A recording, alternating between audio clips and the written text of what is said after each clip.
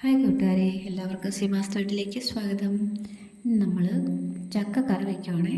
ചക്ക നമ്മൾ നല്ലതായിട്ട് വൃത്തിയാക്കി അടുപ്പത്ത് ആവശ്യത്തിന് വെള്ളം ഒഴിച്ച് അടുപ്പത്ത് വയ്ക്കുക. തിളയ്ക്കുമ്പോൾ നമുക്ക് ഉപ്പിട്ട് കൊടുക്കാം.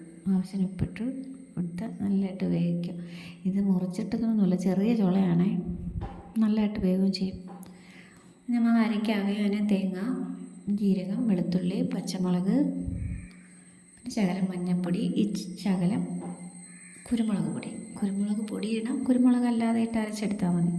അപ്പോൾ നന്നായിട്ട് അരച്ചെടുത്ത് നമ്മുടെ ചക്ക നന്നായിട്ട് വെന്തിട്ടുണ്ട് ചക്ക. നമുക്ക് ആ കൂട്ടല്ലേ അരച്ച് വെച്ചേക്കുന്നത് അതിനകത്തോട്ട് ഒഴിച്ചു കൊടുക്കാം. അതൊഴിച്ച് നന്നായിട്ട് ഇളക്കി അതിന് ആവശ്യത്തിന് ഉപ്പും ആവശ്യത്തിനെല്ലാം വെള്ളവും വേണ്ടുന്നതെല്ലാം ചേർത്ത് വെച്ചിട്ട് നമുക്ക് കടുക് താളിക്കാം. നമുക്ക് ചട്ടി വെച്ച് എണ്ണ ഒഴിച്ച് കടുക് ഇട്ടും അതിനകത്ത് തേങ്ങയും കരിവേപ്പിലയും വറ്റൽമുളക് കൂടി ഇട്ട് നന്നായിട്ട് മൂപ്പിച്ച് ചക്കക്കറിക്കകത്ത് ഒഴിക്കുക.